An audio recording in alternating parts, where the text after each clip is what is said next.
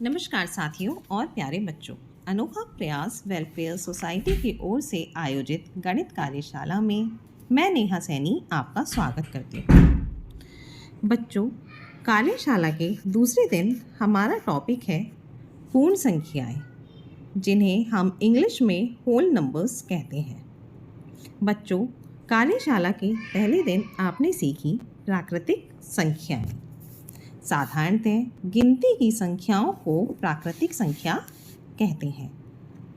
मान लीजिए आप अपने खिलौनों को एक पंक्ति में रखते हैं। पहले आपने एक खिलौना रखा, फिर 2, फिर 3, इसी प्रकार 4 व 5 खिलौने भी रखे। लेकिन एक स्थिति ऐसी भी थी जब आपके पास कोई खिलौना नहीं था। उस स्थिति में आपके पास 0 खिलौने थे। इस प्रकार स्पष्ट है कि प्राकृतिक संख्याओं में 0 सम्मिलित हो जाने पर वह समूह पूर्ण संख्या बन जाता है। बच्चों, आप सभी कॉपी में लाइन खींचने के लिए स्केल का प्रयोग करते हैं। स्केल पर आपने इसी प्रकार हम संख्या रेखा पर पूर्ण संख्याओं को निरूपित करते हैं। संख्या रेखा के माध्यम से स्पष्ट है कि 0 सबसे छोटी पूर्ण संख्या है, लेकिन ये निरंतर आगे बढ़ती रहती है। निरंतर बढ़ते रहने के कारण सबसे बड़ी पूर्ण संख्या नहीं होती। अब हम सीखेंगे पूर्ण संख्याओं पर संक्रियाएं, जिसमें प्रथम है पूर्ण संख्याओं पर योग के प्रगुण। प्रगुण का अर्थ है नियम, अर्थात प्रगुणों को हम नियम भी कह सकते हैं। जिसमें पहला है योग का संवरक प्रगुण। इसके अनुसार पूर्ण संख्याओं का योगफल पूर्ण संख्या ही होता है। जैसे 3 + 4 = 7। यहाँ पर सभी पूर्ण संख्याएं ही प्राप्त होती हैं। सेकंड है योग का क्रम विनिमय प्रगुण। 2 पूर्ण संख्याओं के योगफल में क्रम बदलने पर भी योगफल वही पूर्ण संख्या होता है। जैसे यदि हम 2 + 6 करते हैं तब भी 8 प्राप्त होता है, और 6 + 2 करते हैं तब भी 8 ही प्राप्त होता है। थर्ड आता है योग का तत्समक अवयव। बच्चों, 0 योग का तत्समक अवयव होता है, अर्थात किसी भी पूर्ण संख्या में 0 जोड़ने पर योगफल वही पूर्ण संख्या रहती है।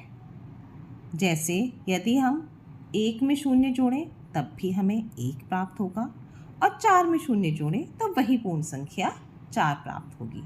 इस प्रकार कितनी भी छोटी पूर्ण संख्या में या कितनी भी बड़ी पूर्ण संख्या में 0 जोड़ने पर स्वयं वही पूर्ण संख्या प्राप्त होती है। अब नेक्स्ट आता है योग का साहचर्य प्रगुण। ये नियम कहता है कि 3 पूर्ण संख्याओं को जोड़ने का क्रम बदलने पर उनके योगफल पर कोई प्रभाव नहीं पड़ता। यहाँ पर हमने 3 पूर्ण संख्याएं ली हैं, 2, 3 व 4। इस क्रम में यदि हम उनका योग जोड़ने का क्रम बदल लेते हैं तो हर स्थिति में हमें 9 ही प्राप्त होता है। अब नेक्स्ट आता है पूर्ण संख्याओं पर योग के प्रगुण। बच्चों, इस सीरीज में भी प्रगुणों के नाम सेम ही होते हैं। पहला है गुणा का संवरक प्रगुण। पूर्ण संख्याओं का गुणनफल सदैव पूर्ण संख्या होता है।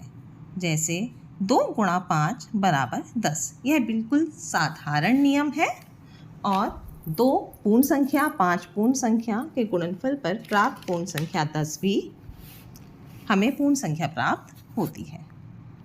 सेकंड आता है गुणा का क्रम विनिमय प्रगुण। पूर्ण संख्या के जोड़े में उनके क्रम बदल लेने पर भी गुणनफल समान ही होता है।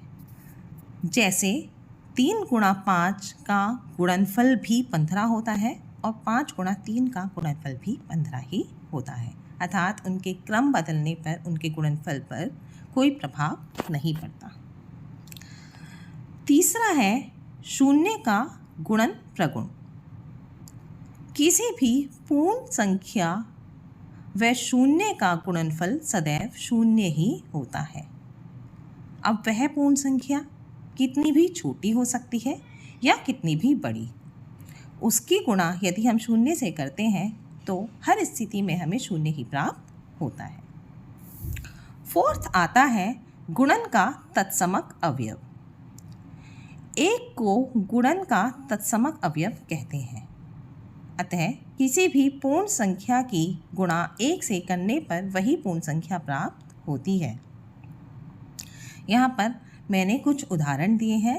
हर स्थिति में हम किसी भी पूर्ण संख्या में 1 से गुणा करने पर वही पूर्ण संख्या प्राप्त होते हुए देखते हैं। अब नेक्स्ट आता है जो कि 5th है गुणन का साहचर्य प्रगुण। इसके अनुसार किन्हीं 3 पूर्ण संख्याओं के गुणन में क्रम परिवर्तित करने पर गुणनफल अपरिवर्तित ही रहता है। जैसे 3 गुणा 5 यदि पहले गुणा करके 10 से गुणा किया जाए तब भी 150 प्राप्त होगा, और 5 गुणा 10 को पहले गुणा करके 3 से गुणा किया जाए तब भी हमें 150 ही प्राप्त होता है। तो प्यारे बच्चों, इस प्रकार हमारा पूर्ण संख्याओं का टॉपिक यहीं पर समाप्त होता है। कार्यशाला के तीसरे दिन तीनों दिनों के टॉपिक से संबंधित प्रश्न पूछे जाएंगे। उसी क्विज़ में 75% या अधिक प्रश्नों के सही उत्तर देने वाले छात्रों को ऑनलाइन सर्टिफिकेट दिया जाएगा। यहीं पर हम आज का टॉपिक समाप्त करते हैं। धन्यवाद।